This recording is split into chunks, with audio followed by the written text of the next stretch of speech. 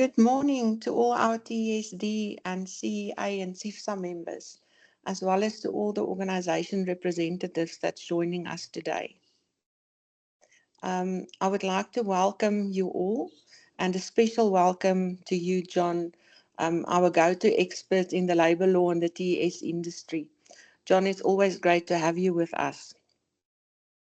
Today, John will be sharing some insights from this year's World Employment Conference, which took place in Cape Town earlier this year in April. Countries from across the globe came together to share the trends and challenges and opportunities. And if there's one thing that stood out during this conference, it's that recruitment and employment services needs to keep evolving. We have a key role to play in helping businesses and stay relevant in a constantly changing world. John, we're really looking forward to hearing your take on what was unpacked at the conference, and thank you for being with us today.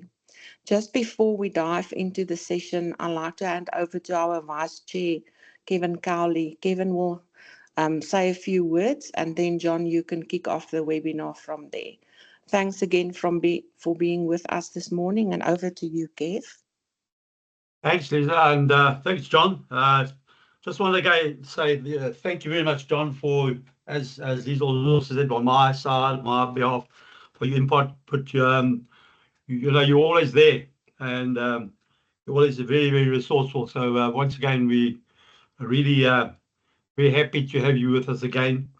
I just wanted to add a couple of things in terms of maybe the perspective before the World Employment Conference. The WEC to me is very much like E.T. I don't know if anyone's seen the movie, that E.T. movie. You've been watched, and the great thing about it is it's very few industries have what we have, in the sense that as the TS industry, the international resources that we have through the WEC and the international community that we have through the WEC, I think are invaluable and a major value add.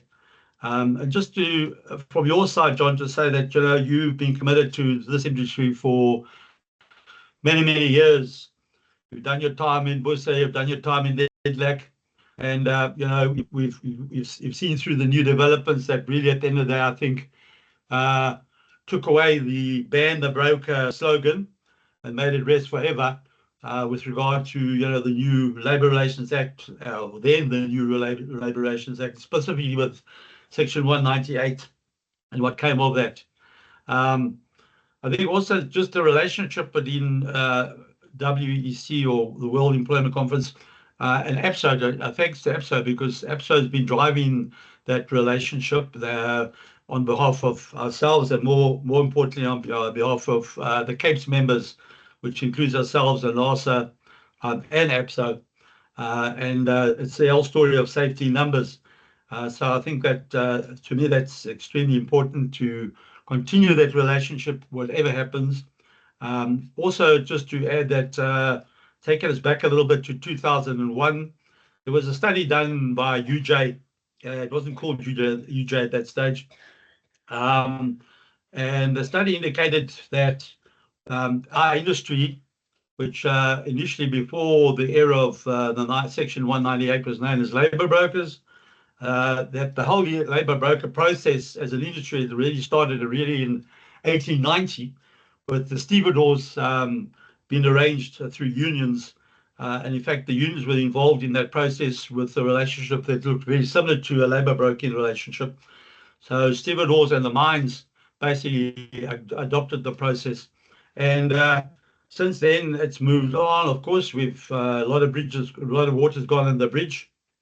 However, it's an industry to stay, and as I say, we need to make sure that we comply with what we in all our international regulations, and more particularly what organisations that add value like the WC have created for us in the international environment. So, yeah, we've been watched, but it's a good thing to have that and have that involvement with regard to the WC. Thanks, John. All the best. Thank you very much, Kevin and Lisa. It's a privilege to be with you again, and a very good morning to all the colleagues. I see a number of familiar names, and as Kevin articulated, we've come together a long way. So irrespective of whether you've been around for maybe 3 decades, as is the case with some of us on this call, or whether you are relatively new, you are always welcome. And we look forward to collaborating and to sharing ideas with you. I think what is really, really exciting is the fact that the TESD leadership and administration have committed to continuously challenging our paradigms. They've committed to continuously trying to get us to think in a way that is appropriate given the world that we live in now that is so different and continuously changing. And I think today's discussion, as Kevin said and Lisa said, we're going to be reflecting on some of the key messages that came through the World Employment Confederation conference that was hosted down in Cape Town. And of course, I think it was over 3 days. I certainly didn't sit in every session, and I don't think most of you did that were there. So I am going to be, collaborating and using presentations that were provided to us by some of the speakers during that session. And I will be focusing on some of the key messages rather necessarily than in all the detail. I think what's important for you today is to decide what you want to take away from today's session and what you believe is going to be meaningful in your environment. I think before I get into the slide deck, I want to just speak about one or two things that aren't in the slides that I think are important to articulate. Colleagues, there was one of the speakers who is now a professor at a university. He is advancing in age, as some of us are as well. And he spoke about being human and treating people as if they care purely because they are human beings. And he reflected on his life and part of his life where at one point he was homeless and living on the streets. He was, spending time in just to get some water and to freshen up a bit. He would go into shopping malls. He would go into the bathrooms in those shopping malls, and sometimes just that was his only refuge, and maybe even sleep there for a few hours in the toilets facilities, living on the street. And he spoke about the concept of you matter. And you matter not because you are the CEO of a business. You matter not because you have a job. You matter not because of your wealth, but you matter because you are a human being. And that was such a profound statement because he was also reflecting in certain cultures when there are family gatherings. If you're not employed, for example, you don't have a voice, because if you're not employed, then clearly you don't have enough gravity to contribute wisdom to discussions. And I had to reflect on that because unfortunately in the world we find ourselves in, we tend to treat people differently based on their socioeconomic status, their knowledge, their standing, rather than just treating people that in a manner that they matter because they are human beings. And colleagues, if you can get that right in your organizations, in dealing with your clients, in dealing with your staff, in dealing with your temporary assignees, your candidates, I can guarantee you that half the battle of sustainability is won simply because you treat people with humanity and because they matter, Dillian. And I must say it was an absolute humbling experience for me, and just to treat people appropriately, because in these difficult times, and we're going to look at some of the messages that come through, but in these difficult times, we have to understand that we need to connect with the human being. We expect our staff to be flexible. We expect them to arrive for work. We expect people to be motivated. And when there are changes, we expect them to just adopt those changes. But you can only do that in a robust and in a manner that, is accelerating through changes if there's a deep trust relationship. And trust for me is firstly a product of your character and how you treat people, and secondly, your competence. So I just wanted to highlight that particular concept. You matter because you are human. And of course, in our world that we work in, we deal with human beings. That's our priority. And that's one of the key messages that came through. So, colleagues, I'm going to just give you my insights and then we will open up for discussion at the back end of this. Of course, the beautiful city of Cape Town hosted this particular conference, and goodness, what a beautiful venue. And the Vineyard Hotel was an incredible venue. I saw many of you there at the session, and it was absolutely we can be proud that we hosted an event of such gravity with international stakeholders that joined us. Of course, the World Employment Confederation used to be called CET. Kevin alluded to the fact that we've done a whole lot of stuff together. And CET, we've been involved with for a long time. In fact, they had a massive role to play at the International Labour Organization when Kevin and I and some of the other colleagues went to the ILO in Geneva a number of years, and we were fighting very hard for the continued recognition of temporary employment services and temporary work agencies globally as well as in South Africa. The fact that the TESs or labor brokers were not banned building up to 2015, I can guarantee you, colleagues, was due to unbelievable work that was done behind the scenes by people like Elias Monache, Kevin Cowley, Johnny Goldberg, even Ava Blumenthal in those days. And we had strong relationships with some of the trade unions, specifically Leon Grobler and Dennis George, who were two senior union representatives or officials, general secretaries. And we spent many, many hours, even with some of the top COSATU trade union leadership behind the scenes, working government, even Ibrahim Patel, ex-minister or Minister Patel.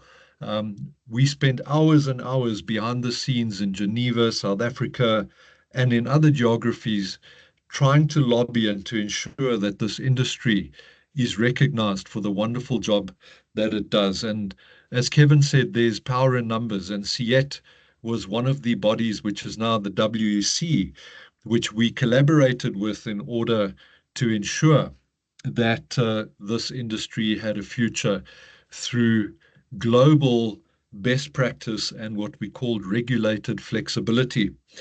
Now, some of the big themes coming through the World Employment Confederation, some of the big themes, and I know we often just focus on TES, but today I want us to open our minds and think of the art of the possible. But some of the biggest themes that are coming through is, first of all, the next generation of the workforce.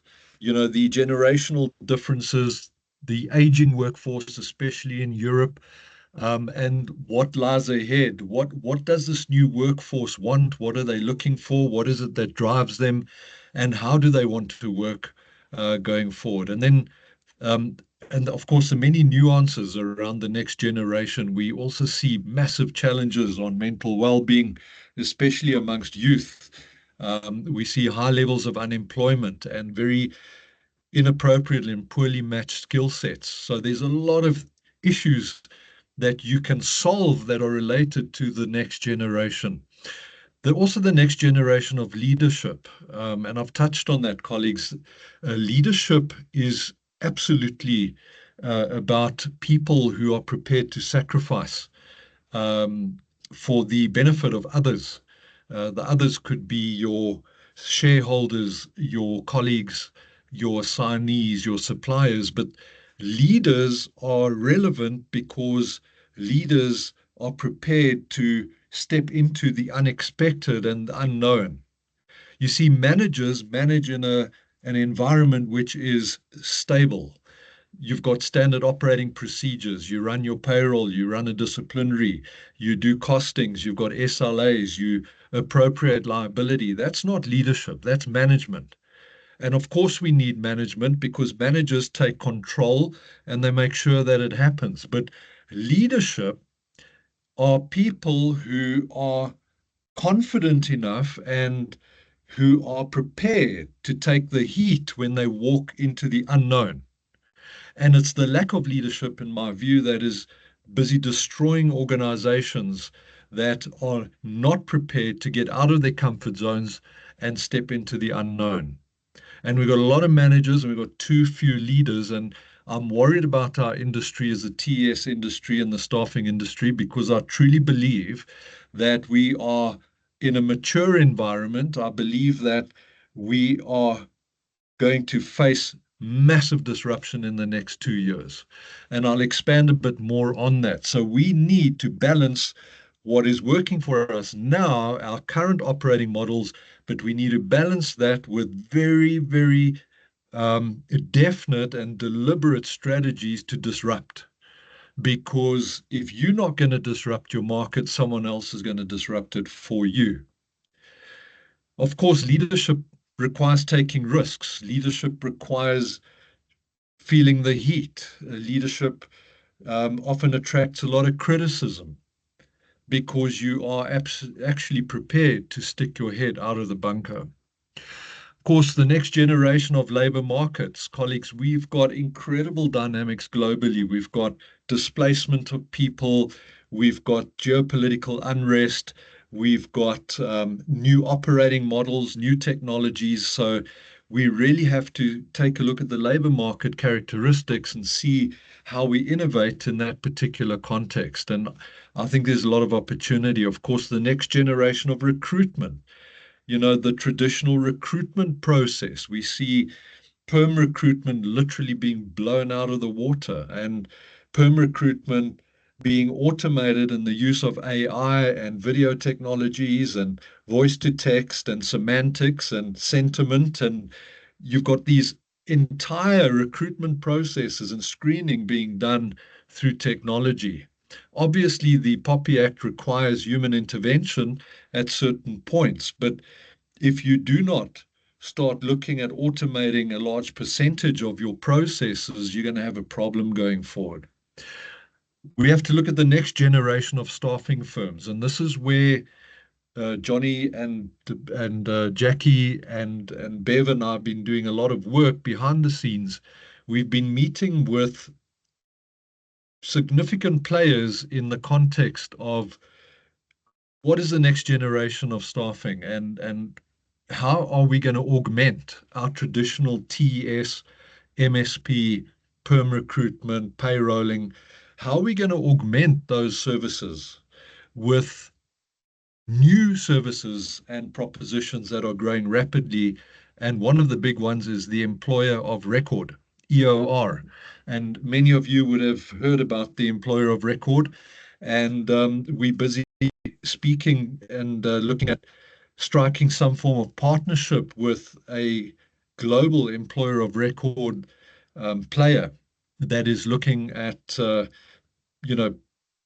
at Africa specifically and the talent in Africa and how that talent can be placed not only within Africa, but abroad as well. But we'll touch on that just now.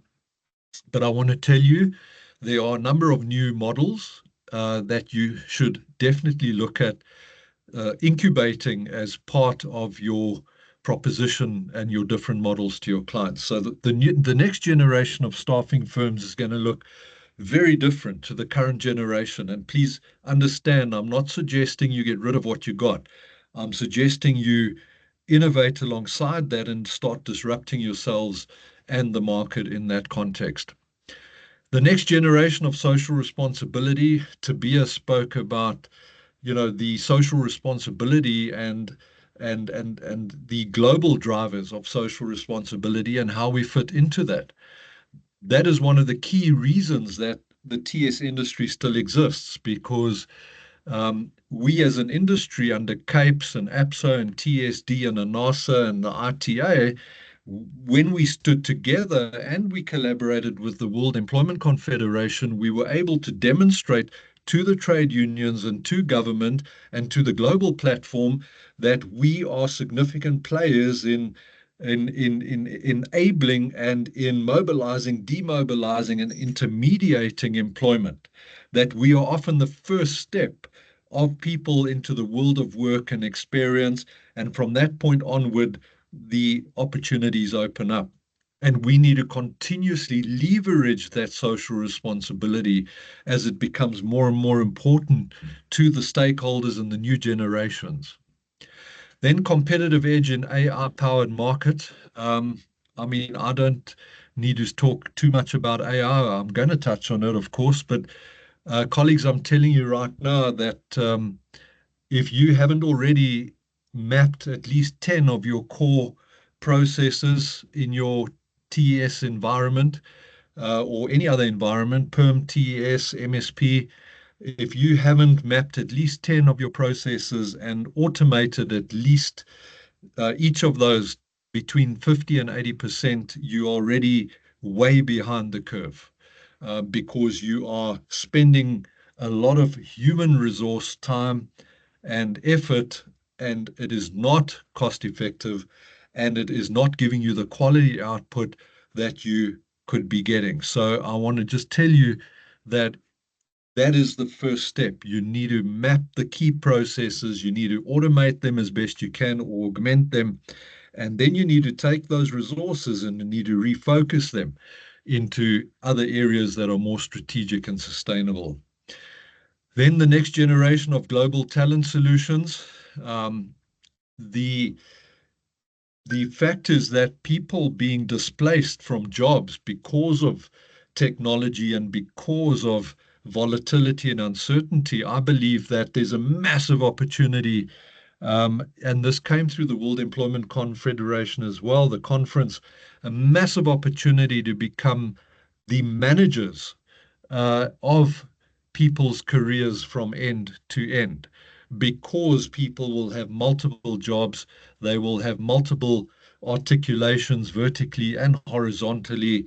And as people move from areas of supply and demand, if you can manage those careers, I mean, I think of Mercedes-Benz retrenching 750 people, a year and a half or so ago. We see ongoing retrenchments across many organizations in South Africa, operating models being disrupted.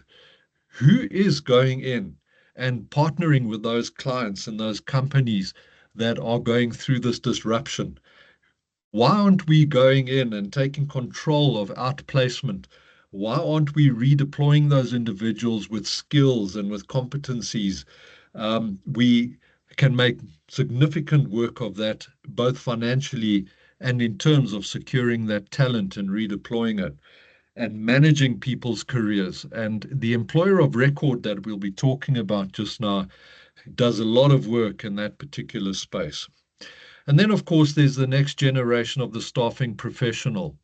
I'm going to do an AR demo at the end of this, if you remind me, and I'm going to just give you insight into how you can use AI as a staffing professional in a strategic sense going forward. Well, colleagues, the focus of the conference was at three levels: the macro, the intermediate, and the micro level.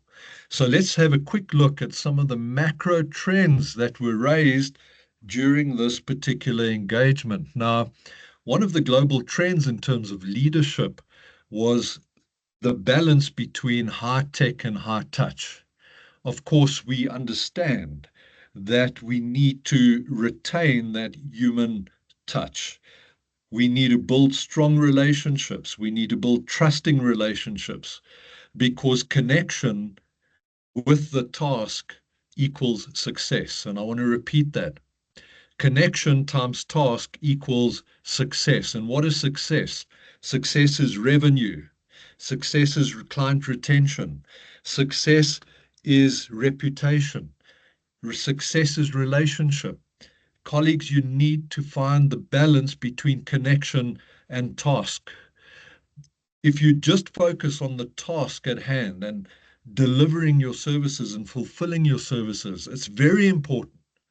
But in itself, it's not going to be sufficient to weather the storms that come, because it's when the storms come that your true relationships and the depth of your relationships with your client will see you through that particular process, because they trust you as having integrity, and they trust you as having good intent.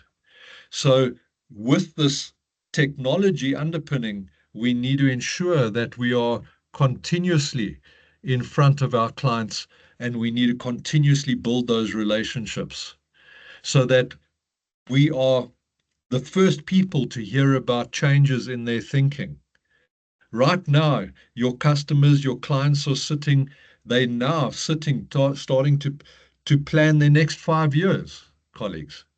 The Employment Equity Amendment Act is saying to them, by September, you need to know what your next 5 years workforce plan is going to look like under the Employment Equity Act, per occupational level, per race, per gender, per disability. If that isn't a piece of gold, then I don't know what is. Because you now have the opportunity to go to your client and sit with your client in a high-touch environment and say, client, we're here to help you. If you don't get your certificate, you face fines of 2% of annual turnover. If you don't get it, your BE scorecard can be prejudiced. If you don't get your certificate of compliance, you're not going to be able to tender. You see, colleagues, it's the high touch that gives you the insight and the first mover advantage if you are tight with your clients. You know, I try my best with some of my clients. I try to meet them and have a breakfast and see where their mind space is, and I try to understand their world, because it builds trust, and it also gives me insight in terms of partnering and how to give them the best advice. So colleagues, don't start with the product. If you're still going and you're still going to your clients and you're saying to your clients, this is what we offer. We offer MSP, we offer TES, we offer perm, we offer payrolling, we offer labor relations services, we offer training. I'm saying I think you got a problem, because you have to be client-centric. You need to go to your clients without any predisposition, because you must listen to understand. You see, colleagues, we don't listen enough. And when we don't listen enough, our chimney becomes blocked. And I want you to think about that. It's winter now. Many of you have got the privilege of having a fireplace at home. Or if you've gone away for a weekend to the Drakensberg, you've got a little cabin and you've got a little fireplace. Now, if that chimney gets blocked, the fire will die, because the ventilation and the convection currents are not there. And what's happening is we're so busy talking to our clients and trying to push things into their space that their chimney is getting clogged and that fire is not being ignited. We need to listen to understand. And once we listen, and once we frame their challenges, then we draft the actual solution. So we need to educate, enable, and we need to enforce with our clients. Okay. Then if we carry on looking at the macro aspect between high touch and high tech, of course, there's an AI for that. So when we talk about tech, we can see that, 50 million people are using various AI tools for the tasks. Go and take a look at the URL. Go and Google, there's an AI for that, and you'll see there's literally an AI for anything. There's an AI for marketing and sales. There's an AI for finance. There's an AI for potentially, recruitment. There's an AI tool. So you've got these websites that are offering every stakeholder in the labor market access to AI tools. Many of them are in the human resources, labor relations, and staffing environment. So the question is, how do you stack up in the context of other players who can potentially muscle in on your areas? Because I can guarantee you that there's an AI for that is being visited by many, many of your clients. The other thing is to remember, which is good news for us, is that there's an increased desire for flexibility. We do see the ongoing debate between managers and employees about flexibility and do we work from the office or not? And, what about hybrid working arrangements? But the truth of the matter is, colleagues, the flexibility and hybrid working, not only locally, but globally, is going to grow significantly and is growing. And that's why the employer of record, you see the second last bullet point, is gaining incredible momentum, because the employer of record allows organizations to access talent in any geography, remotely, without having to battle if they can't find the skills locally. They can find talent anywhere in the world at a huge wage arbitrage. They can find talent and use it on a flexible basis. And it's gaining momentum. And I'm going to share with you what an employer of record, in my view, is and what it offers and how it's different to a TES. If we look at the second bullet point, there's an economic shift where digital platforms facilitate interactions between business, individuals, and resources, which can lead to new economic opportunities and innovation. So maybe I must just keep quiet for a second and give you an example of, for example, how AI can be used potentially to do an analysis of client needs. Okay. So one of the comments by one of the speakers was the fact that we need to be client-centric and we shouldn't just jump to solutions without first empathizing with the client. So I'm just going to pop in an example and say, well, what does a staffing consultant of the future look like? And how will the staffing consultant of the future go about assessing opportunities and analyzing opportunities for organizations? So maybe one of you, just to get participation going, maybe one of you want to just give me the name of a company in South Africa that you, for example, would like to know more about opportunities in their environment. Maybe type in the text box, in the chat box. Just give me the name of a company that we can use as an example in terms of the use of AI, in terms of a high touch and high tech environment, and identifying opportunities without pre-deciding what the client needs. I see no one's typing because you might give away some IP on which clients you're targeting. So I'm not sure if you're going to type anything into the chat box. Don't leave me hanging. You've got to type something in. Come on, guys and ladies and colleagues.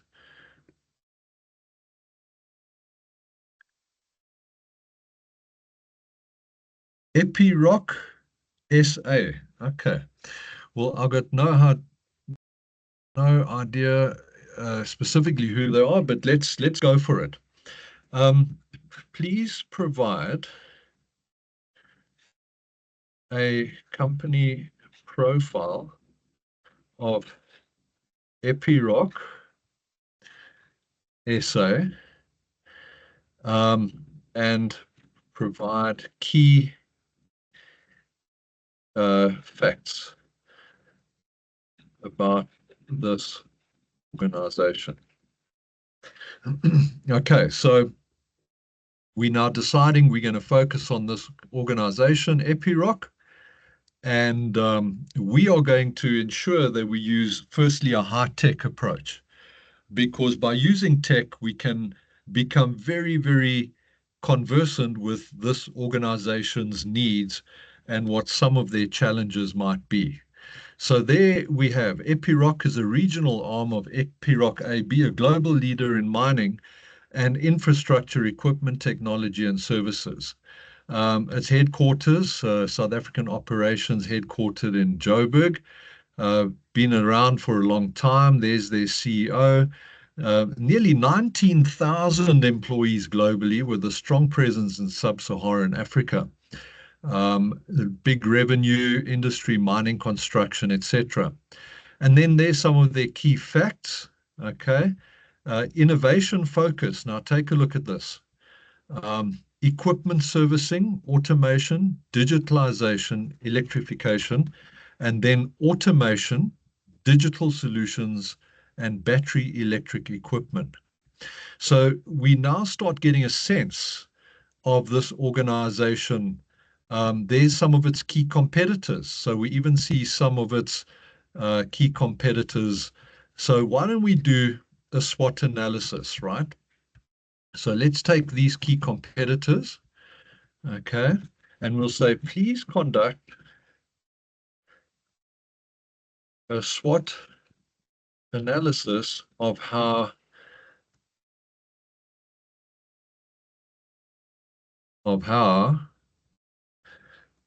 Epiroc SA stacks up against these competitors in South Africa.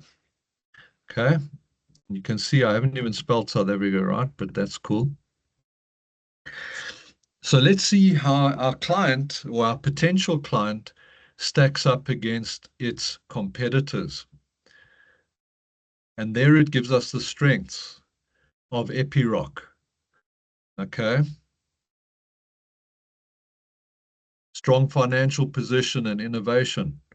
You see, if your client's very innovative, you better stack up and align with that. So that gives you the strengths of each of these. And then the weaknesses, Epiroc, less diversified outside of mining compared to Caterpillar, smaller global footprint, higher dependency on, cyclical mining needs. Oh, okay, that sounds interesting for staffing. Sandvik and Caterpillar, et cetera, et cetera. Now we could say, based on these findings, okay, based on these findings, what top 5 strategic imperatives would assist Epiroc SA in respect of workforce modeling and, let's say, optimization? So what we're saying now is, given that environment, what are some of the key strategic imperatives that Epiroc would want to look at in terms of its workforce? So there's got it, leveraging data and AI. Sorry, leveraging data and AI for predictive workforce planning. So they want looking at advanced analytics and AI-driven tools to forecast worker needs. Okay, so it's about predictive workforce planning and how you support the client in that regard. Real-time data to anticipate skill shortages, manage retrenchments more effectively. Okay, look at that.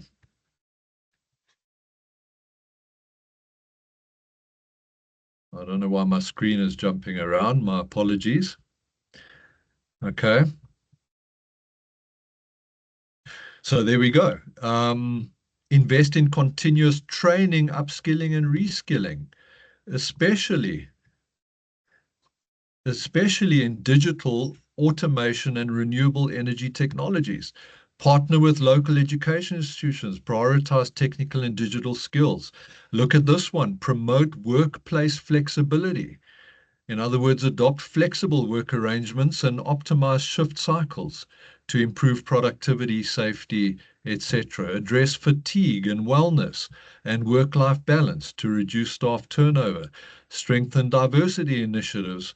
by targeting underrepresented groups. You see, colleagues, this is the kind of, needs analysis that you can do, and there's just a summary, okay? There's a summary of what could be done.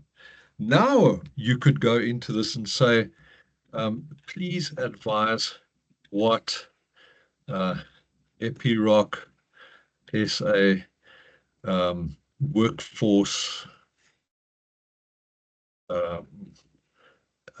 numbers and types are at present, as well as any information on permanent versus TES versus outsourced.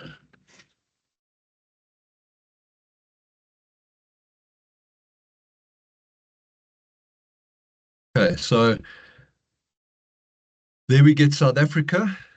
Exact number of employees is not available, but probably around 500 to 1,000 for certain divisions. It gives you the references. You can go and take a look at the references. Permanent employees, the majority of their staff, engineers, technicians, sales and support roles. TSs, like many of employers, they are likely to use TS workers for flexibility in project-based or seasonal demands. Okay. Outsource, they may also outsource non-core functions such as cleaning, security, or some administrative tasks to external service providers. Colleagues, and you can now go into more detail. You could say, I am a TES in South Africa and would like to design a proposition for this client in South Africa that may cover permanent recruitment, employer of record, TES, functional outsourcing. I can't even spell it anymore. Functional outsourcing, training, payrolling, and more. Please draft a table that I can present to my client in a high-touch collaboration to prompt design ideas that are fit for purpose and indicate the return on investment that each workforce model can provide. Okay, in a table format. So let's see what happens over here.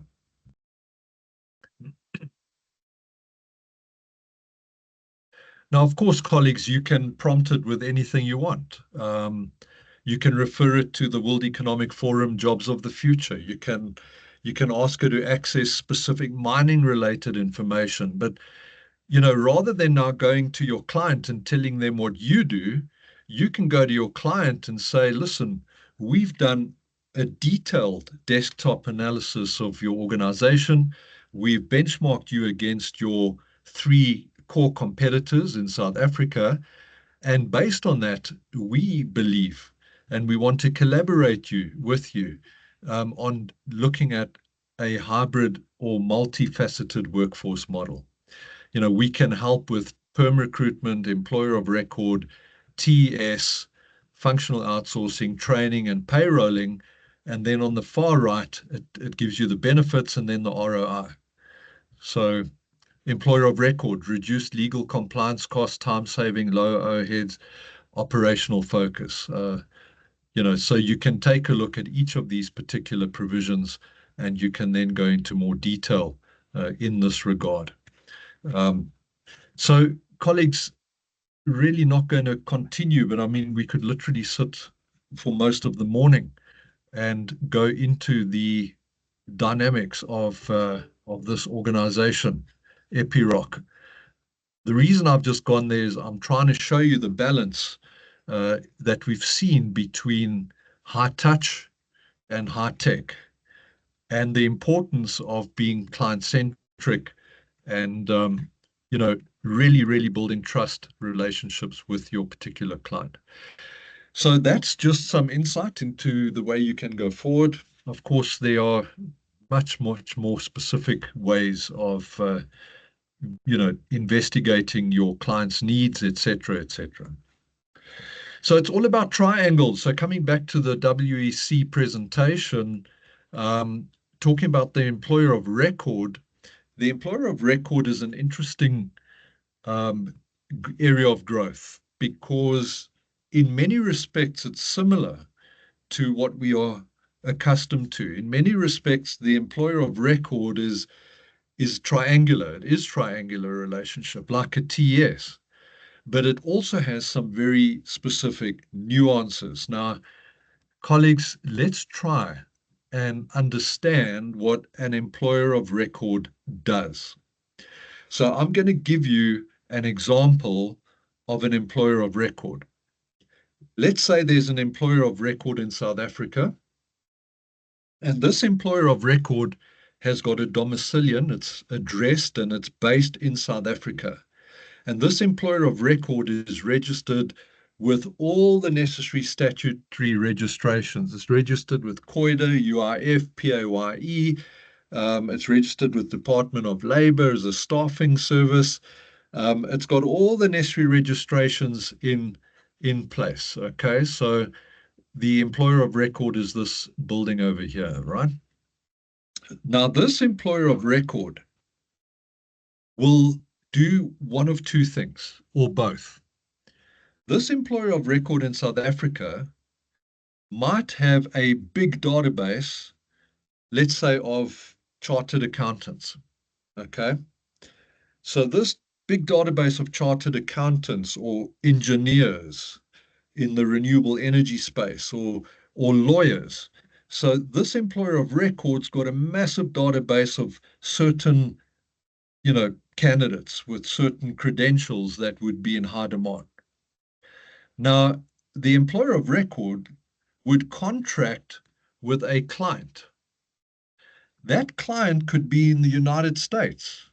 It could be in India. It could be in Australia, colleagues. So that client is offshore. And that client needs CAs because they've got financial year ends and they're based in the United States and they've got financial year ends and they need extra capacity in terms of audits and various other reconciliations and preparing annual financial statements and integrated annual reports. So the United States company would contract with the service provider for these contractors, the CA or the engineer or the attorney, the commercial lawyer who's helping the client in the United States, Australia, India, wherever you want it. They are local. This contractor is sitting in South Africa. He's working through an employer of record domiciled in South Africa, but he is actually conducting the work for the client who's offshore. Very important. So generally, these will be people, these contractors would be people who have got higher skill sets. They'll be people with tertiary degrees or specialist skills, potentially, in technology, law, engineering, finance, but they would be generally earning above the threshold, firstly, and secondly, they would be in demand globally across different geographies. So what's in it for the client? Well, first of all, colleagues, the client gets the services of a skilled contractor.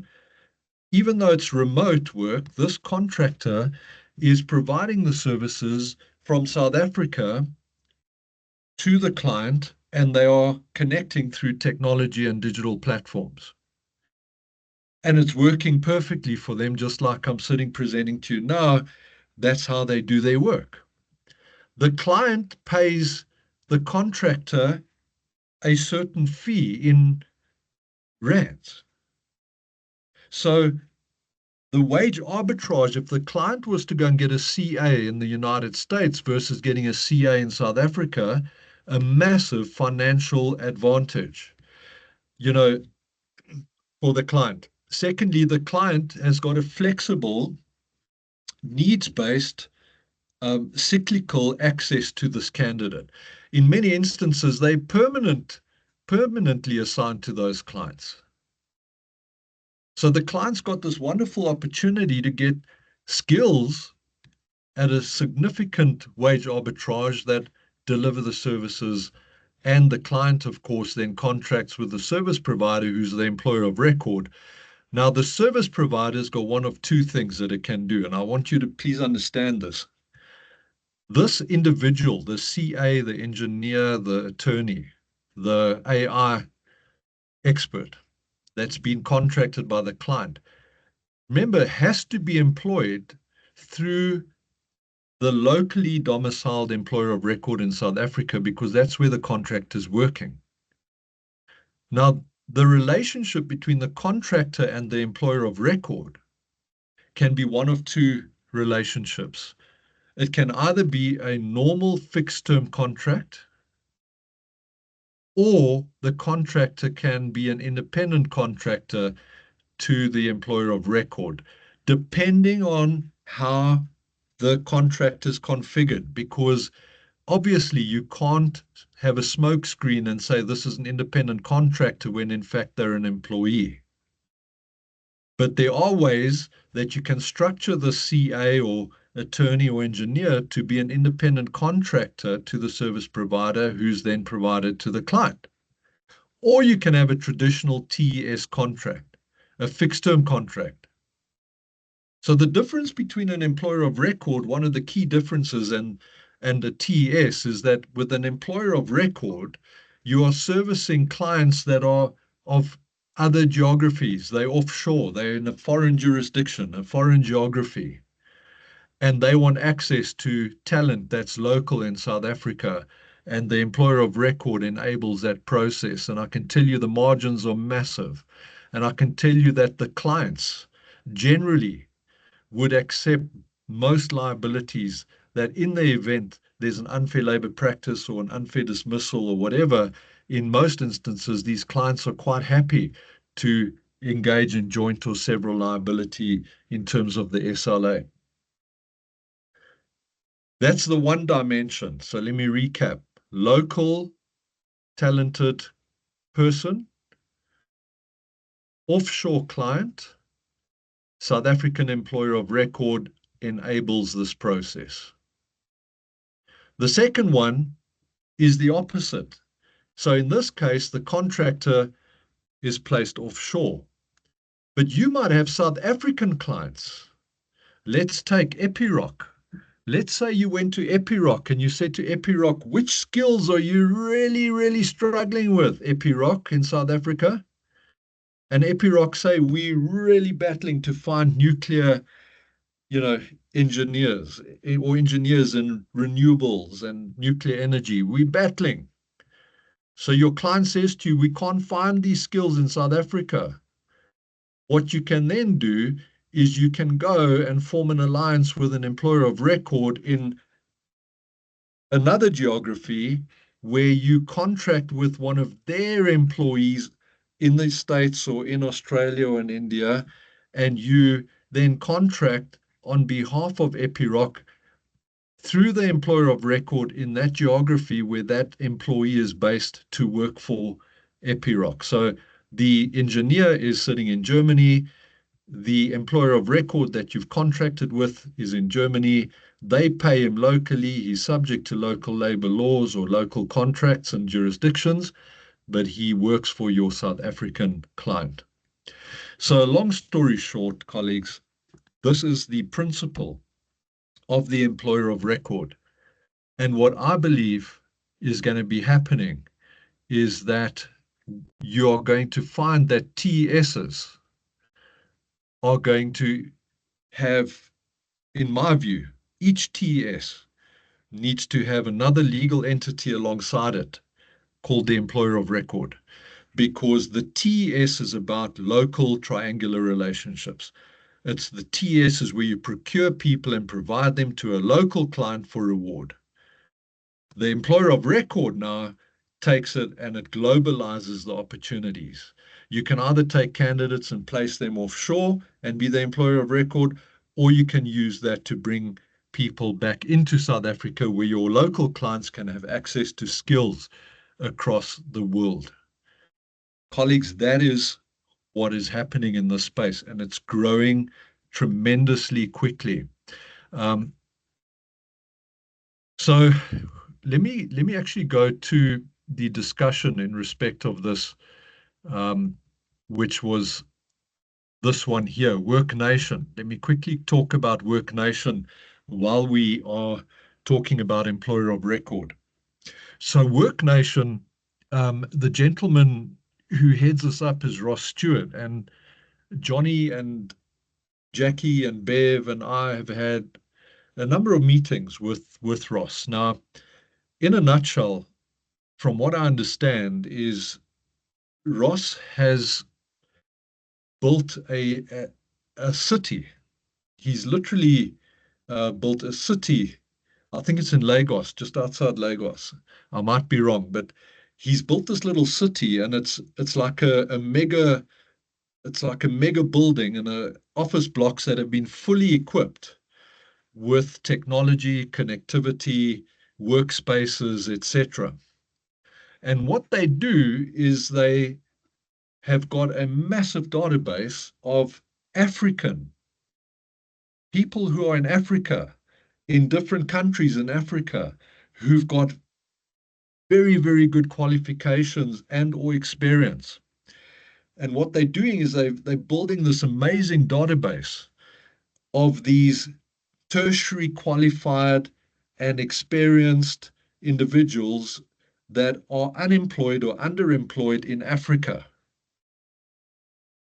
And this particular artificial intelligence enabled platform rates these candidates through a very sophisticated rating process in terms of their ability to acquire new skills, their resilience, their client centricity, the way they communicate. So they actually take the individual candidate, and it's quite amazing to see how they use video technology and other interviewing technologies, and then they've got a training component. Now, CareerBox was originally part of an initiative in Umhlanga with CCI, Call Center International, and it was this sort of incubator, this job incubator where they would bring youth in, and they've taken CareerBox, and Ross Stewart and his team have taken it to a whole new level, and they've called it Work Nation. That's their platform, and they're getting this massive database of very, very competent and skilled African candidates, and they're managing their careers. What then happens is they contract globally. So these individuals will be sitting in this little city, this new city I think it's in Lagos, I might be wrong, but it's in the city. And then you'll have a client in Germany that says, I need a technical advisor on a certain product or machine. And then another client will say, I need a CA. And another one will say, I need 4 attorneys to help me do contracting templates. And I need this. So what's happening is they housing these individuals in the building, this facility, and then they contracting them offshore to clients who are in other geographies. And in most instances, they're permanent jobs. So in other words, they're sitting in Africa, they're working in the Europe for EU companies or in the States or in Aussie. But the point is, this is the employer of record model. And they are managing these individuals' careers, and they are placing thousands and thousands and thousands of people from Africa into the world. And that is what they talk about, what Ross talks about, is the future of work, of course, in Africa, because we've got a very young population, a growing population.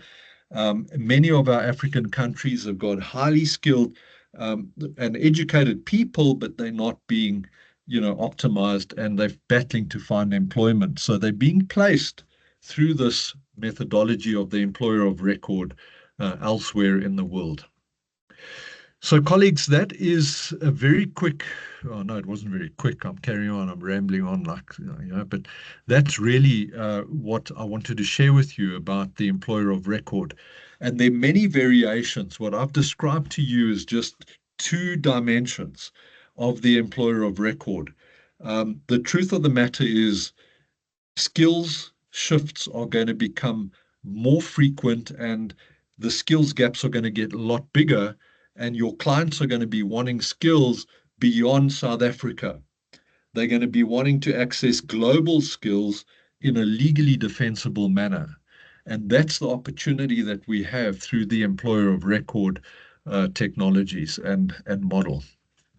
Anyway, then we had James Osborne, and James Osborne spoke about the VUCA framework and the VUCA environment in which we find ourselves. And effectively, he's just saying, look, you need businesses that are resilient, agile, and equipped for the future. Your GP percentages are really, really under pressure. You're carrying massive legislative risks and liabilities. And what James was saying is, listen, you've really got to use technologies and innovative business models to drive margin protection, to make sure your clients see you. And when I say see you, I mean see you. Remember, once you've seen something, you can't unsee it. So when you have been to your client, when you've been to Epiroc, and you've gone and you've blown them away with your research and the possible models and the workforce models that they can embrace over the next 5 years, and how it helps them with employment equity, and how it helps them with hard to reach skills. And once you've blown them away, they'll never look at a TS or a staffing partner the same again. And that's really what James was saying. Once your client has seen something, they can't unsee it. So inspire them and continuously be paranoid as a staffing business that you know more than your clients do. Okay. So, he really just spoke about new ways, new forms of communication. And obviously, he's spent a lot of time on video. And the fact that some of these video-based platforms that enable end-to-end interviewing, recruiting, and onboarding processes are becoming the norm. So what is your number of recruiters? To what extent have you used AI to enable that process? Because if you're still paying people to do 100% of the process rather than AI, you're going to have a margin problem. And when your clients come to you and they say, but this provider's given me a margin of X, and you still, back in the olden days with margin Y, why is that? And we often complain, colleagues, about margin pressure, but the question is, what are we doing internally to rework that particular pressure to become more efficient? Because if the client can't get it from you, they're going to go to other forms and models in order to get what they want. And before I go off that, I just want to talk about other people eating your lunch. Yes for Youth. It's a wonderful organization. They're a client of mine. But the truth of the matter is, Yes for Youth have got a significant proposition to companies in terms of BBBEE, access to candidates, and various other credentials that can enable organizations to benefit from BE, ETI, the employment tax incentive. They can use the race and gender mixes effectively to help them with their employment equity scorecards. So Yes for Youth is a model that you have to reckon with. And they've got statutory underpinning, given the fact that there's an actual law that regulates the existence of Yes for Youth. Then you've got obviously learnerships and apprenticeships and internships that are another driver of certain, priorities in organizations. You've got the Collective X, you've got Harambee, You've got these social enterprises that are coming. You've now got the employer of record. You've got the managed service provider model.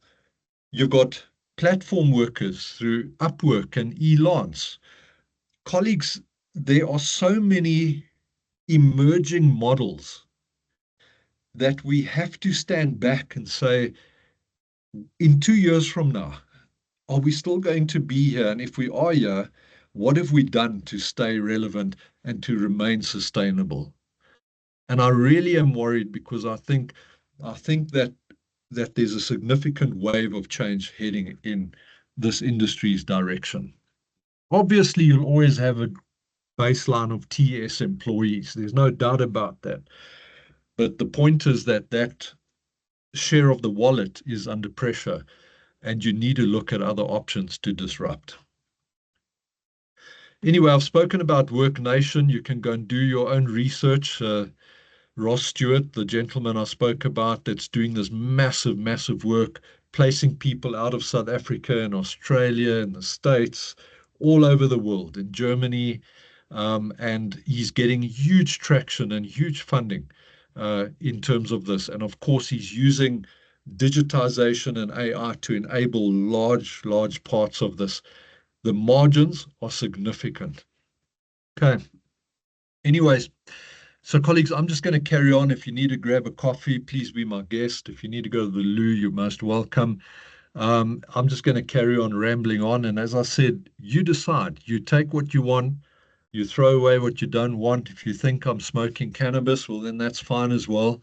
I must say I don't smoke cannabis. It certainly is something that I may or may not confirm that I may or may not have tried it when I was at Durban University in 1985. But that was a long time ago, Kevin, colleagues, Duan. So yeah, Hermin, I don't know if you can relate, but certainly Durban poison. I remember lying on the beach, North Beach in Durban, and a gentleman came up to me. I just arrived there and started university, and he said, "You want some DP?" And I said, "What's DP?" He says, "No, I mean Durban poison." And of course, I said, "Definitely not. I'm not going to do that. I'm from Ladysmith. We are upstanding people in Ladysmith. We don't smoke as all." And of course, we know now, colleagues, you won't go to hell if you smoke. You'll just smell like you've come from there, right? Okay, so don't worry if you smoke. It's not good for your health, but you know what? If that's what blows your hair back, go for it. Just talking about smoking, very soon the Tobacco Amendments Act is going to ban any advertising for tobacco-based products specifically. And also your cigarette boxes are not going to be allowed to be colorful and enticing. And also they'll have to keep it under the counter. So when you walk into a one-stop or wherever it is you go and buy your stuff, you won't see it behind the counter anymore. They're going to have to keep it below the counter and make it as boring as possible, because apparently if you see a Peter Stuyvesant pack of cigarettes, it grips you emotionally, and you feel that you have a passport to smoking pleasure. Or if you see the Camel Man on the Camel cigarettes, I don't even know if Camel's around anymore, but you suddenly think that you can go and fight your way through a jungle. Or Paul Revere, hop on a horse and be a cowboy. So they're going to ban all of that enticing advertising, colleagues. They're going to try and get you to stop smoking, and they're going to put pictures of your lungs and everything else on the box to try and say, don't smoke. Okay. I don't know why I'm telling you about that, but let's move on. Elias. So Elias did a brilliant pitch, just reminding us, as Kevin did at the outset, that colleagues, we are stronger together as an industry. We've got people in this organization and industry, including yourselves, every day who are fighting a battle. You've stood strong over many decades. And Elias was just reflecting on the times when we were subject to often even physical violence. When we went to meetings, we were labeled by the trade unions and even government officials as, "Here come the labor brokers, the slave traders." We had people tell us to our faces that we are despicable and that we are inhumane and we are human traffickers. We went to the CCMA to fight a number of cases, ended up in the Constitutional Court, and wherever we went, we were tagged and labeled. And notwithstanding that, there are many people, including on this call, who stood strong because we truly believed that we played an important role in the socio-economic world in which we find ourselves. We, the people who see jobs being enabled, we, the people who see certain individuals who start off as temporary workers now sitting as senior managers and executives of some TESs or other companies, and had it not been for the industry, it would not have happened. So, Elias just reminded us to always look back, and take, not always look back, but take time to reflect on where you've come from and what you have achieved in that particular period of time. And then, of course, Johnny Goldberg also has done great work at NEDLAC. Johnny, if you look at the Labour Law Review, Johnny and Kevin and Bev, and a number of the colleagues that are sitting at the Labour Market Chamber have done incredible work in trying to modernize labor law. The Code of Good Practice on Dismissal will be published in the next month. And what it says is you must decriminalize your disciplinary processes, expedite them, forget about all the rigmarole. Let's just run our businesses.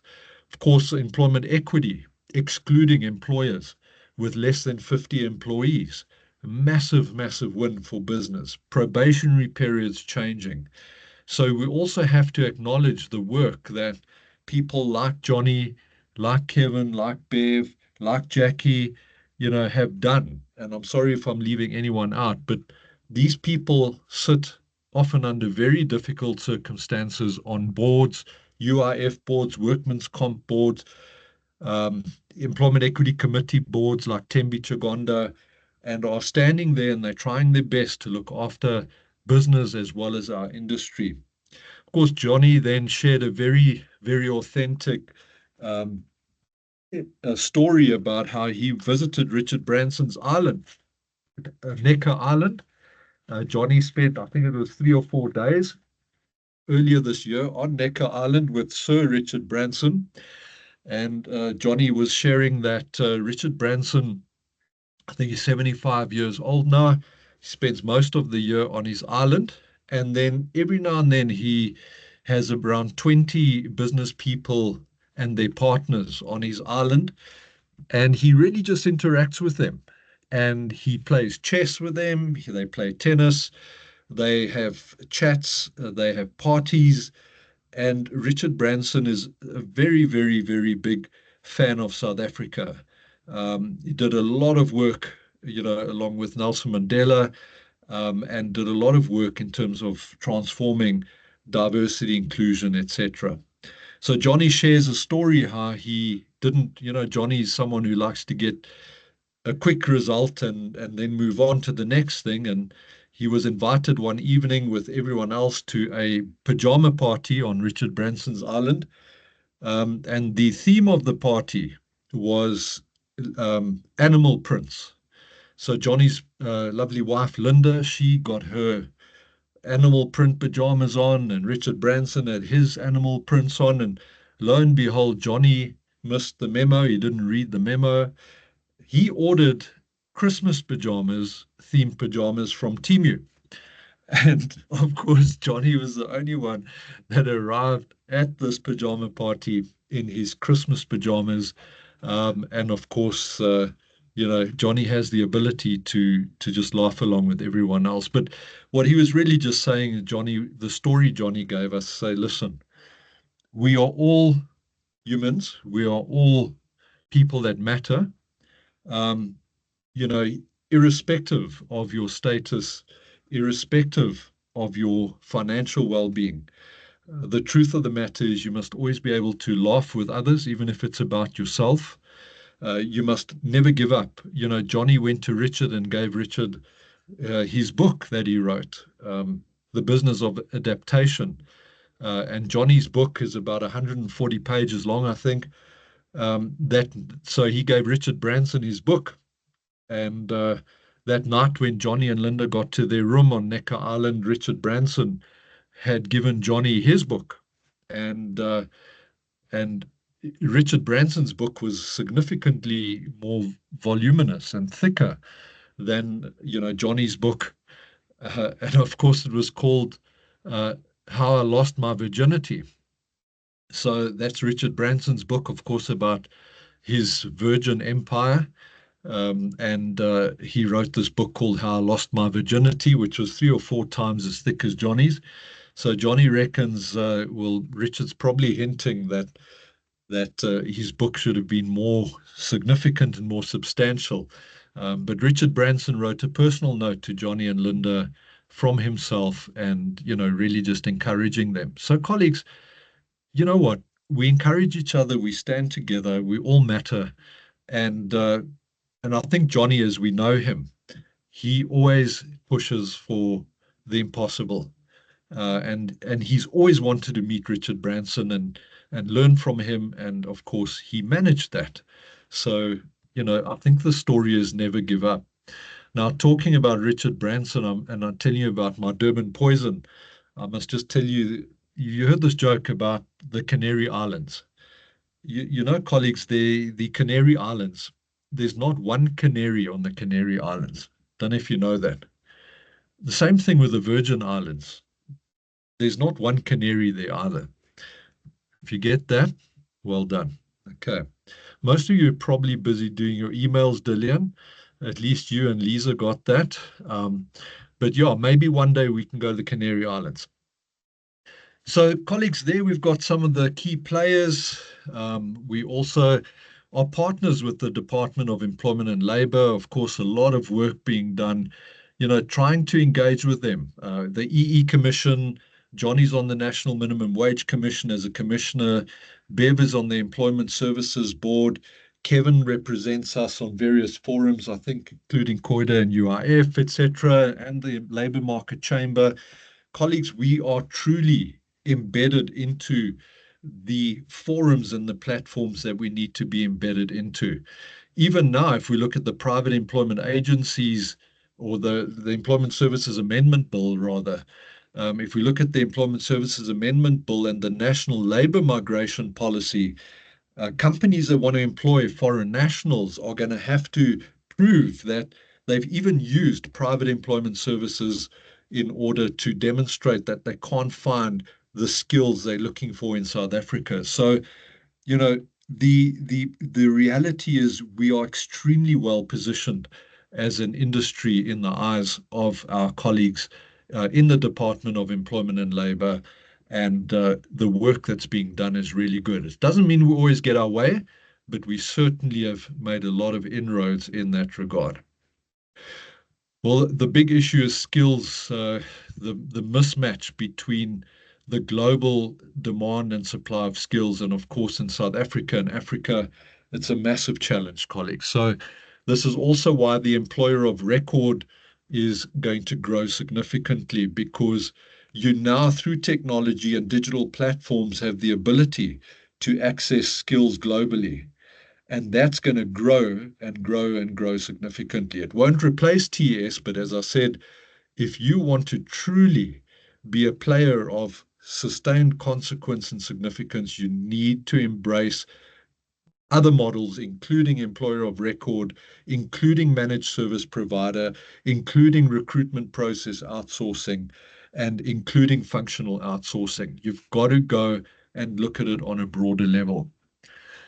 Also, always ask yourself, to what extent do we contribute to the Sustainable Development Goals? The World Employment Confederation often publish reports that are used at the ILO and the World Economic Forum and elsewhere, because they prove that they are able to support many of these 17 Sustainable Development Goals. So the work you do contributes to alleviating poverty through skills acquisition and employment that's sustainable. Of course, hunger, health and well-being is a massive issue. I really, really think we also need to spend more time looking at the human element around health and well-being. Maybe just as an aside, and I'm sorry I'm doing so many asides today, but we had an incredible speaker that works in Circle and Square on one of our CPD sessions on Monday this week, and she was talking about the case study about a lady called Anna O. Now, Anna O lived, I think, in the 1800s, and in those days, women were really, really treated in a subservient manner. They weren't heard. They often weren't allowed to speak, and they certainly, listening was not a skill in that period of time when it came to women, etc. Anyway, Anna O woke up one morning and the whole left side of her body was paralyzed. And the left side of her body, was hanging. She couldn't walk properly. She had a massive challenge, but there was no medical justification for this. There was no, you know, there was no obvious diagnosis for this. And through this particular process, she went and saw various practitioners, and one of the practitioners actually just sat and listened to her, and she articulated what she was going through, and she was vulnerable. And the more she spoke and received genuine care and someone not to solve the problem, but just to listen, slowly but surely, she started recovering where no traditional medicines could help her. She started regaining the use of the left side of her body. And basically, the study of Anna O reflected that as human beings, colleagues, there's so many things that happen to us. We go through trauma, we go through fear, we have health issues, finance, family issues, relational issues, career issues. And what happens is we internalize it, and that chimney, as I said earlier, gets blocked. Now, when your chimney is blocked, your fire inside of you dies, and your body stores that trauma. Your body internalizes that trauma, and eventually it manifests in a physical way. And through listening, which is a skill, having a leader or a colleague or someone who's influential in your life just listen to you and take the time to listen to understand has a huge impact in clearing the chimney. And we have to understand that in these days, when people arrive at work, they arrive at as full human beings. They don't check in their problems at the front door. And if we are going to be able to have employees who are not absent often, employees who feel valued and connected, we're going to have to find ways to balance our commercial endeavors with the human factor. Anyway, you can see here, I mean, gender equality, you can do a huge amount of work in supporting your clients with their employment equity plans going forward, decent work and economic growth. South Africa desperately needs foreign direct investment and revenue. I've been spending a lot of time with automotive manufacturers on their employment equity, plans for the next 5 years. I've been with the boards of 2 of the OEMs in the last 3 months, and I can tell you now they are under immense pressure with the Chinese imports, trying to project their workforce needs and to try and balance this volatility that's going on. So people are under pressure and hard pressed from all sides. The words I was looking for earlier was a smart city, where that EOR is working from. Anyway, colleagues, if we look at a micro level, what does the recruiter of the future look like? Well, of course, the recruiter of the future is someone who's looking for purpose. They want to love their work. Okay, recruiters have to ensure that they embrace AI to enhance efficiencies, candidate matching, streamlining processes, and really, your recruiters have to make sure that they are strategists, not transactional people. Your recruiters have to embed themselves in a specialized way into the lives of your clients. Okay, that's where it happens. If we look at staffing trends, I believe your recruiters, and the speaker said your recruiter must change from being a talent sourcer to a talent strategist, okay? In other words, a strategist is someone who will be able to go and conduct a collaborative engagement with a client and to try and look at the workforce modeling of the client over the next period of time, and then to strategically use artificial intelligence and human intelligence combined to come up with the best value proposition to your clients. Tabia, I spoke about this earlier, spoke about conscious capitalism and recruitment. And of course, the fact that recruitment is about a lot more than profits. It's about a lot more than just your share price. It's about a lot more than your margins. Recruitment is about being conscious of your responsibility towards the human being, towards the environment, and towards all the individuals and stakeholders that you are serving. And that's why, colleagues, we've also got the emergence of Collective X, Harambee, the Jobs Fund, Yes for Youth, because there's definitely a need for a change in mindset towards, a social enterprise environment.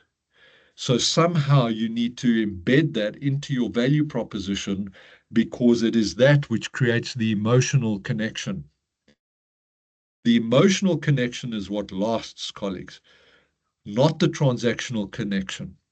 Think of anyone who's treated you extremely, where you felt so valued as a person. Think of a time when your boss or your colleague or a family member came to you or a friend and said, you are such an incredible person and you're highly valued, and they rewarded you and they recognized you. That is an emotional response, colleagues. You're going to remember that, and it's going to keep you strong much longer than your last transaction. We've spoken about Work Nation and the employer of record. I'm not going to go back into it, but what I've actually done is they didn't send us their slides. So I've included my own research for you. I've already spoken in detail to the employer of record and effectively what it is about. But I mean, there are three main stakeholders in the EOR. The client company, so that's the company that needs this talent. They're often in a foreign country where it lacks a legal entity. Okay, so the talent are in a country where that company doesn't have a domicilium. So the company's in the United States, but it needs access to skills in Africa, but it needs a legal domiciled registered business in South Africa, and that's the employer of record. That's you, and you are the employer for the legal and the tax purposes, and you enable that relationship locally because that's where the laws apply here in South Africa. The client is offshore, you local, and you the employer of record. The employee, of course, works under the supervision of the client. So the employee will work for the client in the United States under their protocols, under their supervision, but they are legally employed or contracted and paid for by the employer of record in South Africa. And I know of some employers of record in South Africa, colleagues that are placing 1,500 to 2,000 people offshore.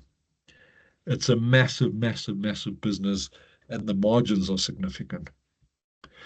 Anyway, there you can take a look at the key functions of the employers of record, etc. Well, let's move forward, and I know we've been carrying on for some time. I'm going to probably just accelerate it a little bit. I had an opportunity to present as well. So I'm just going to take you very quickly. Most of you have seen this slide. This for me is one of the most insightful slides ever because it's just so simple, but so telling. And of course, all it talks about is saying, are you going to be a beneficiary of change or a casualty of change? And then I go and I've spent probably 20 years of my life and I've been absolutely intrigued by what it is that makes certain companies beneficiaries of change and others casualties when they're in exactly the same environment. They've got access to the same clients, the same economic growth, the same technologies, the same skill sets, but somehow some of them emerge as stronger after the change and others don't make it at all. And I've spent many, many years, as I said, this is what bugs me day and night, day and night. If I can find the answer to this, then it will be a massive, massive opportunity. So obviously I've researched many organizations, but if you take a look at some of the principles, colleagues, look at this. 88% of the Fortune 500 companies from 1955 are gone. Colleagues, that's massive. 88% of companies of the Fortune 500, those were the biggest, the strongest, the household names, 88% of them are gone. 8 out of 10 of them, 9 out of 10 are gone.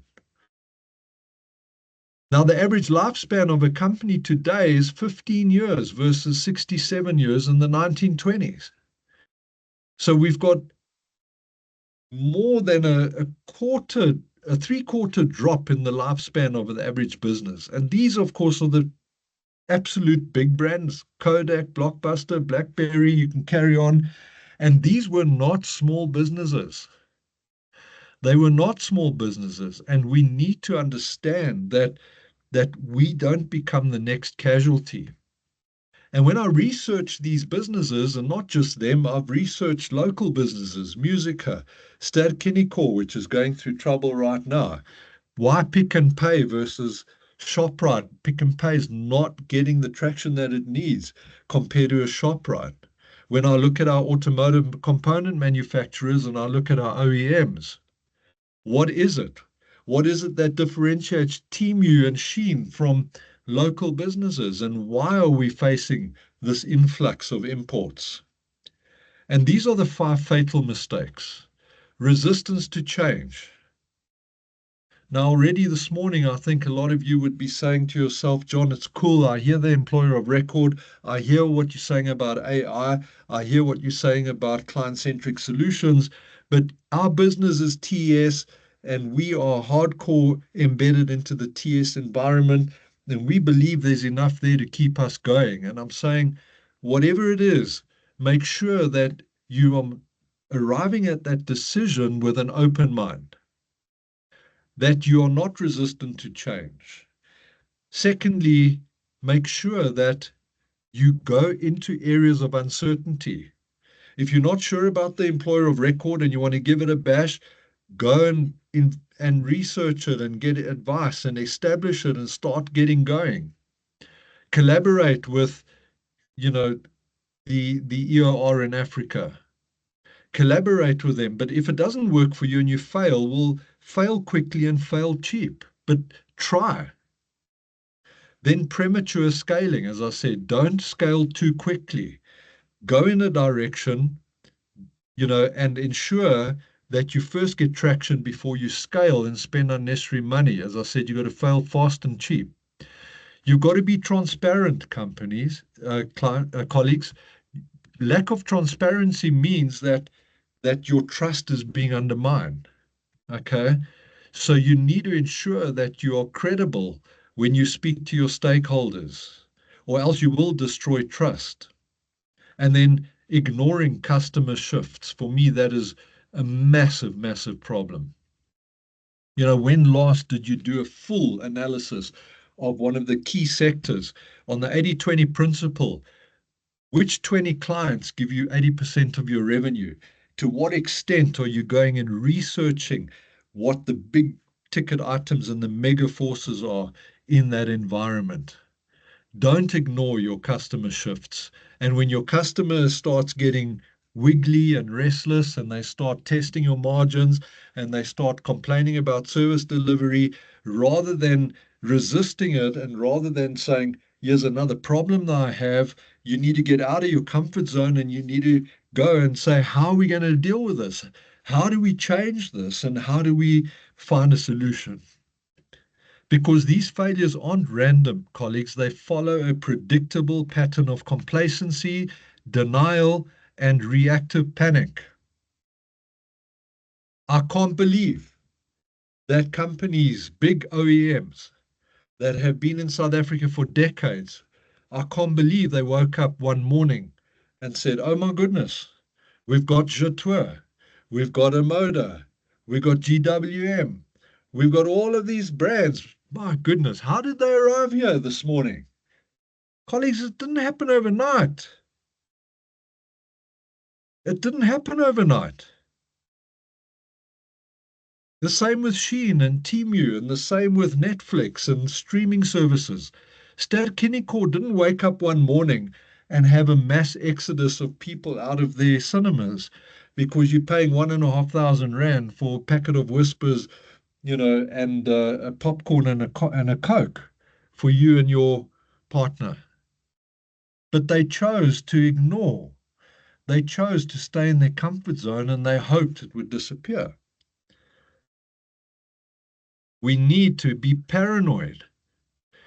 If we look at your environment in terms of the staffing industry, we can see how AI can be enabling you to be a beneficiary of change, and you can read through that.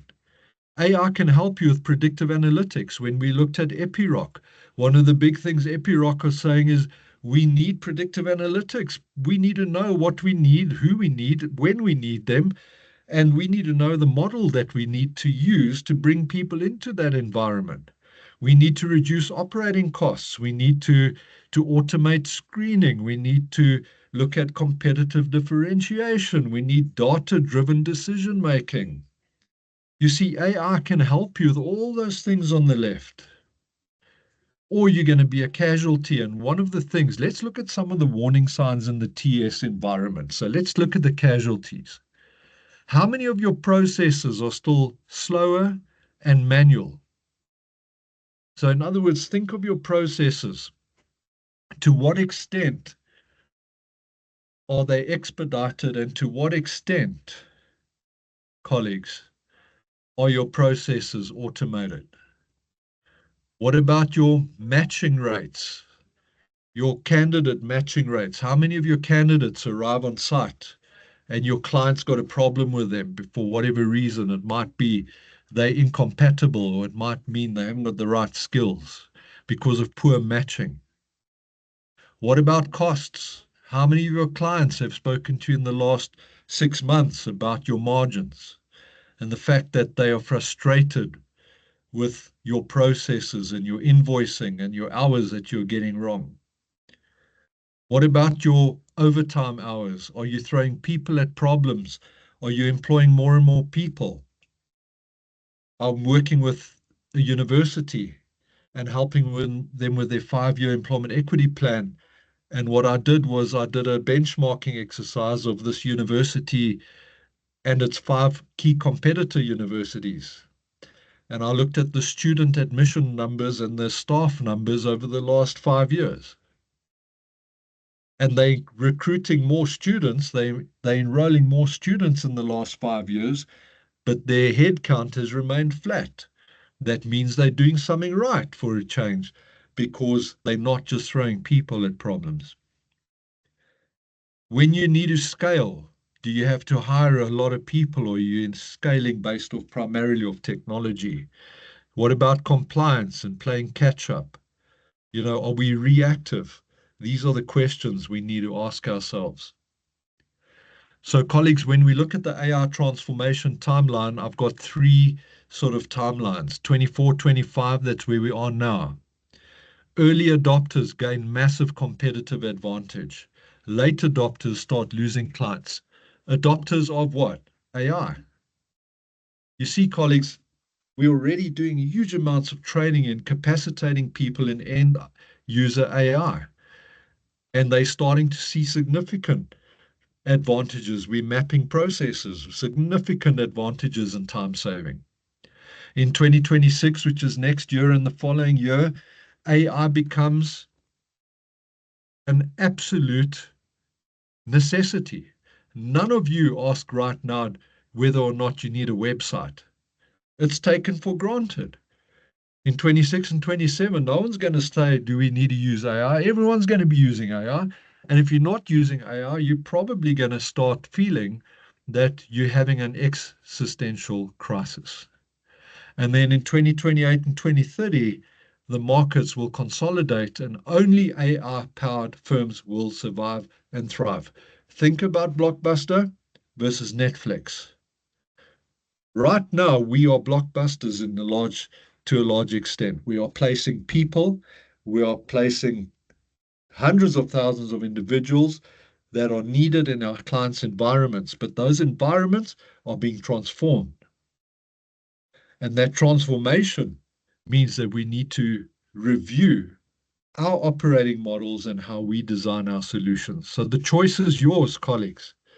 The choice is yours. Every day, your opposition are gaining ground. So I did this, said, well, why don't you do a self-assessment? Take a look at these quadrants, okay? Take a look at these quadrants and see where you stack up.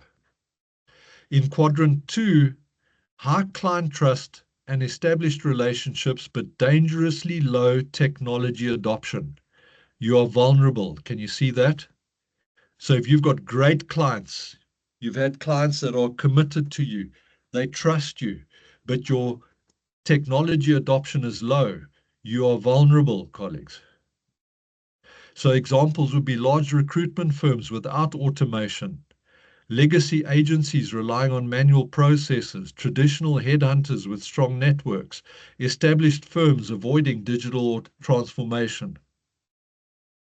If that's your organization, well, then you are vulnerable. What about the third quadrant? At risk, dangerous. No AI adoption and no strategic future. These firms face an existential threat as clients demand automation and competitors offer superior solutions. Quadrant one. This is where you need to be. Ready and resilient. You've successfully integrated AI while maintaining your strategic depth. You positioned to dominate the future market. So how do we recognize these AI leaders? Digital first. I often wonder if a client phones you and a client says, listen, I need a data capture clock. Have you ever offered them an option and said, we can give you a data capture clock or we can give you an inventory clock, but have you considered automating that? Why don't we map the process and use voice flow with some AI and we'll automate that and you actually just pay me 30,000 Rand a year license fee? Why don't we offer that as an option to our clients? Data-driven talent platforms and automated compliance. You see, those are the leaders and the ambassadors. And then you've got the AI explorers. These people are too tech heavy because everything is tech, but they're not engaging with their clients to understand their strategic needs. So which quadrant are you in, colleagues? And I would suspect most of you are in the yellow. I would suspect most of you are vulnerable. And what you need to do is you need to transition across to leadership in this space. So where are you today and what is the way forward? These are just some of the AI interventions that are transforming the staffing industry. AI-driven candidate matching, automated CV screening, and then this is incredible. I saw an application the other day, just blew my mind. A bot conducts the entire interview, colleagues. It conducts it, it records it, it analyzes facial recognition, semantics, sentiment, and it matches this candidate specifically and in such detail, colleagues, in a short space of time that match is unbelievably accurate. Of course, discipline, you've all seen our disciplinary bot that automates about 60% and saves huge amounts of time and training costs because your line managers and supervisors just use the bot. It prompts them, they upload the information, the witness statements, it generates a suspension letter, it generates a notice to attend, it generates evidence in chief cross-examination, everything. Even if you're a chairperson, it will determine whether the person's guilty or not on a balance of probabilities. Hybrid workforce design, we've spoken about that. You know, we've spoken about TES versus RPO versus MSP versus functional outsourcing versus employer of record versus payrolling. All of those things you need to focus on in platform work. And then predictive workforce planning keeps coming up as well. Virtual recruiting assistance, bias-free diversity enhancement, revenue analytics optimization, and seamless system integration. So these are 10 areas where AI is transforming your industry. It's driving revenue growth, operational efficiencies, precision matching, and of course, competitive advantage. I'm going to end off the session by just quickly giving you insight into what's coming down the track from a labor law point of view. Johnny Goldberg presented on this. So if we take a look at the labor law pipeline, colleagues, the Employment Equity Amendment Act is in full swing. We do see that the DA obviously litigating in the High Court in Cape Town. We also see now that NIASA have joined or are busy preparing to join that litigation, as well as SACA Liga. Even Business Unity South Africa are talking at the moment about potentially looking at certain challenges. I think the main thing with Business Unity is around the technical legal issue. They're saying that the targets were published for comment before the act was promulgated.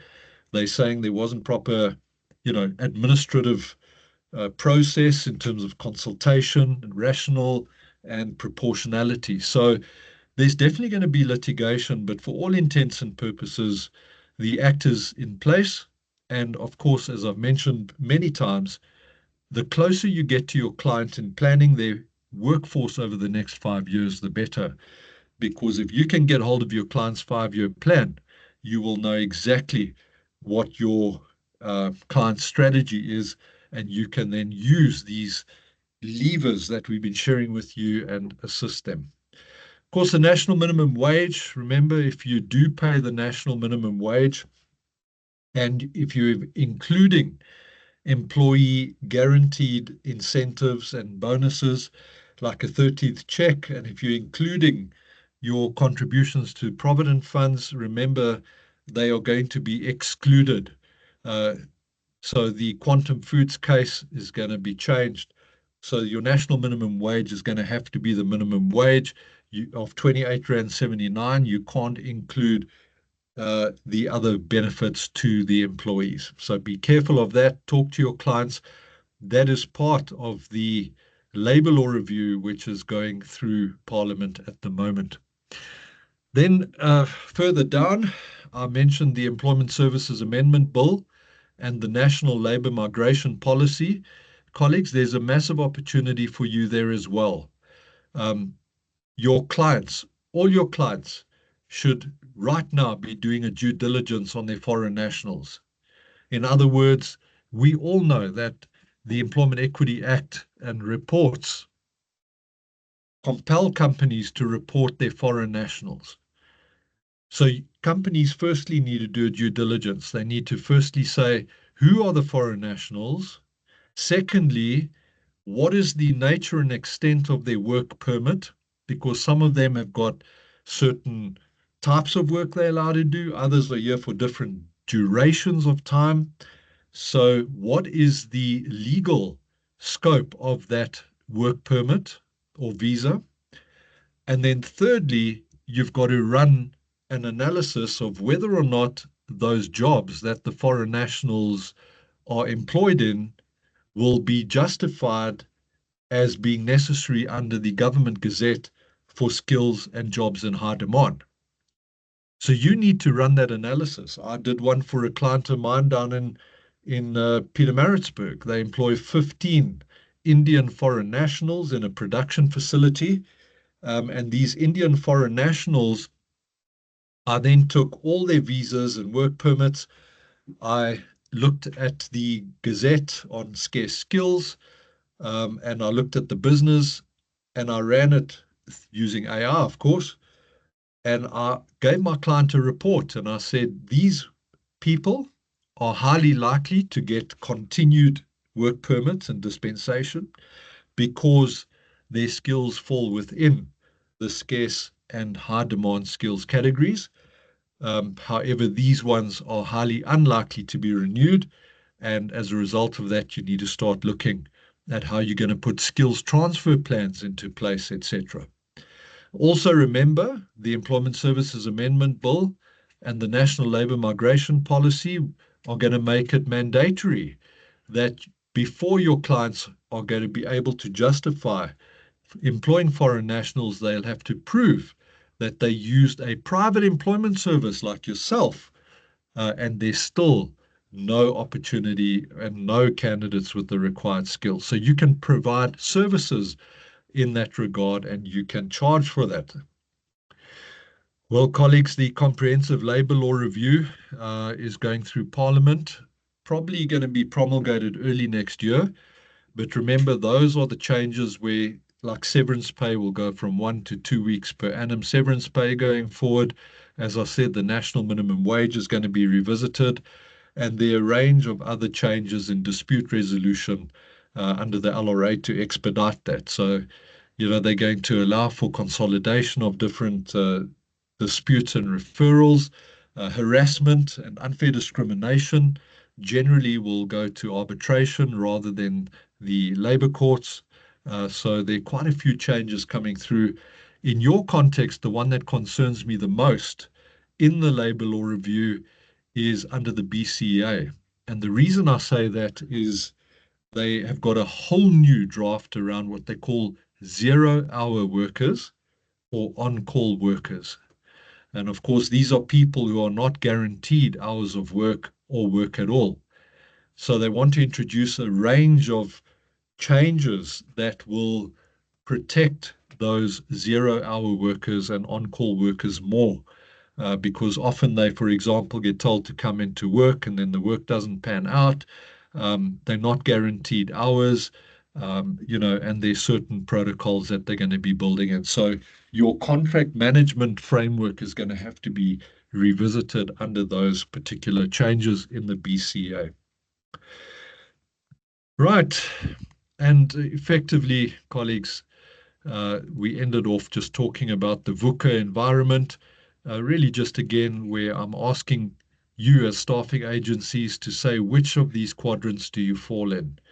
Are you order fulfillers? Are you just transactional? Are you strategic? Do you consult and do you embed yourself into your client's industry and their markets and trends? Are you operational in terms of optimizing processes, and are you innovative?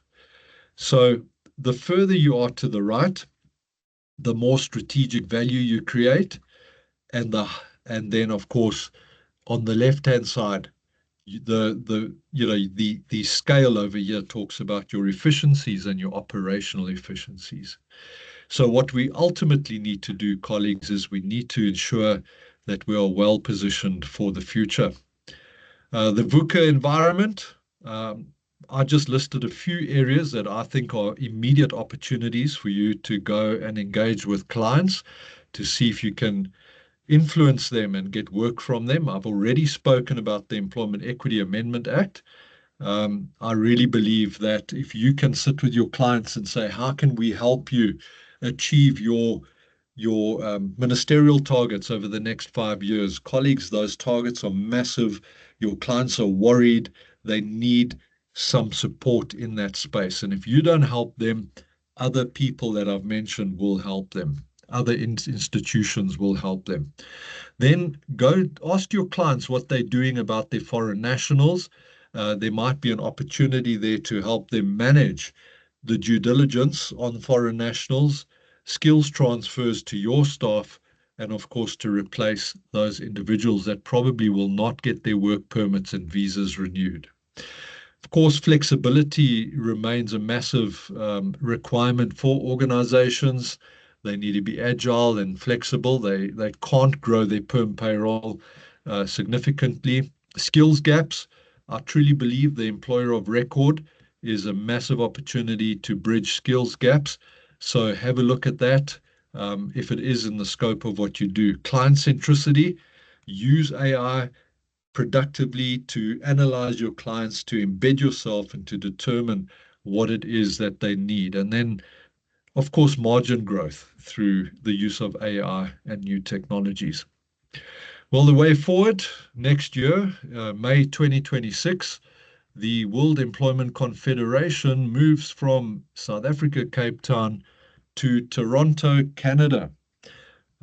So, Kevin, Lisa, colleagues, I don't know if any of you are going to have the opportunity to attend the session in Toronto, Canada, but I'll always be keen. Kevin and I are always keen to travel.